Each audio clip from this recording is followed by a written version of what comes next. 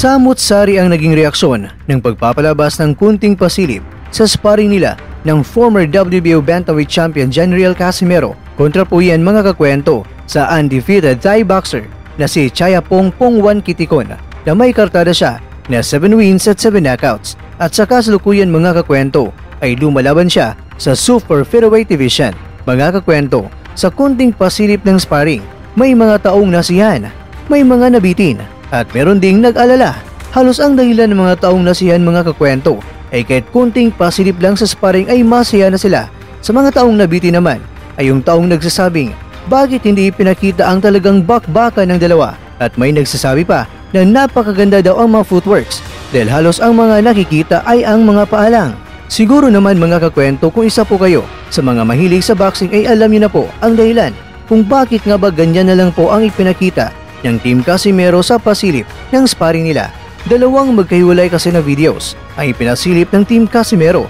Ang video ito na uploaded by Sir Joel Station at ang pangalawa naman ay sa Cuadro Alas It's My Boy na YouTube channel.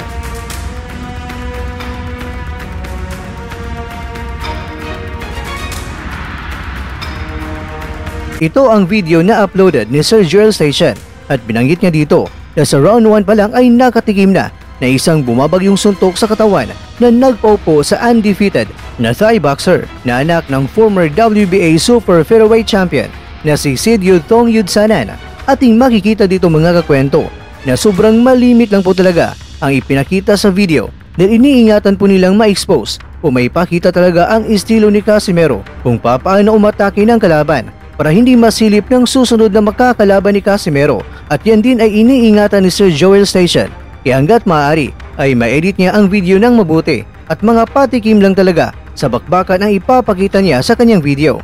By the way mga kakwento, maraming salamat at video courtesy po tayo kay Sir Joel Station. Ang pangalawang video naman ay uploaded sa YouTube channel na Cuadro Alas It's My Boy. At dito ay mas klaro ang angas ni Casimero kung paano niya inilagan ang mga suntok ng kanyang kalaban at bangis kung paano niya paulanan ng mga rumaragasang mga kombinasyon ng mga suntok hanggang napaupo na nga ang Thai boxer. At personally mga kakwento, ito ang nakita ko mga kakwento sa kanilang bakbakan dahil gumegewang-gewang na at napaupo na ang Thai boxer sa lubid dahil sa bombang pinasabog ni Casimero sa kanyang may bandang tagiliran ng katawan.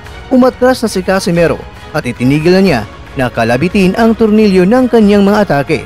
Umatras na lang siya at higit sa lahat, binigyan niya ng pagkakataon na makarecover ang kanyang kalaban. Dito po mga kakwento ay masasabi natin na ang pagiging professional ni Casimero ay kanyang ipinairal, respeto sa ama ng kanyang kalaban na dating world champion at higit sa lahat, awa dahil kung tutuusin ito ay sparring lamang at ito ang magsisilbing napakagandang leksyon na naibigay ni Casimero sa Thai boxer dahil magsisilbing eye-opener ito sa kanya na mas gagalingan pa niya sa kanyang pag-iinsayo dahil ang tinatahak niya ng mundo ay ang mundong habang tumatagal ay lumalakas ang mga makakasagupang mga boksingero. Kaya naman mga kakwento ay labis-labis na pasasalamat ng Team Sidyut Thong Yudsanan sa napakagandang learning experience na natutunan ng nakasparing ni Casimero.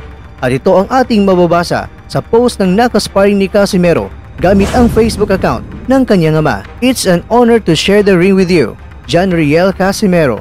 Huge thanks to their team and people who made this happen.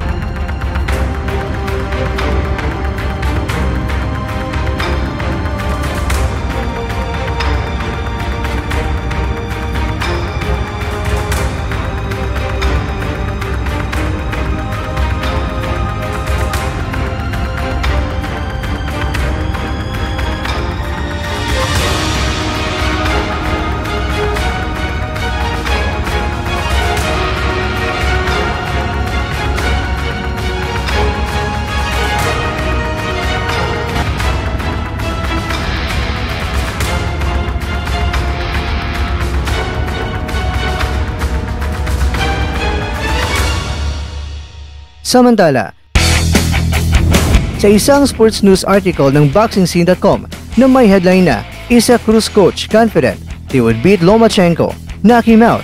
Sa walang pag-aalinlangan, ang coach at ama ni Pitbull ay sobrang prangka na itong si Vasyl Lomachenko ay wala na sa kanyang tamang timing sa kanyang nakaraan na laban kontra yan kay Jermaine Ortiz. Marami daw ang nakapanood at nagsasabing itong si Loma ay nagpapakita na ng mga signs ng katandaan. Kaya kung may kasa daw talaga ang bakbakan nila ni Pitbull at ni Loma, nakakasiguro ang ama ni Pitbull na lalapay lang niya itong si Loma at napakalabong umabot pa ito ng desisyon.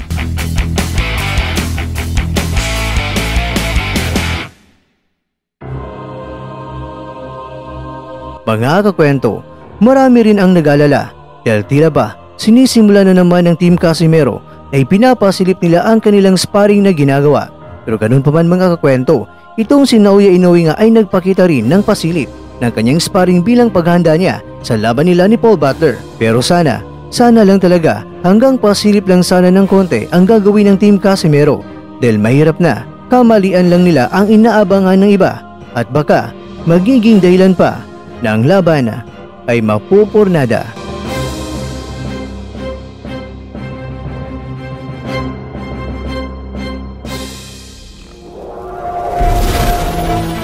At dyan, nagtatapos ang ating kwento.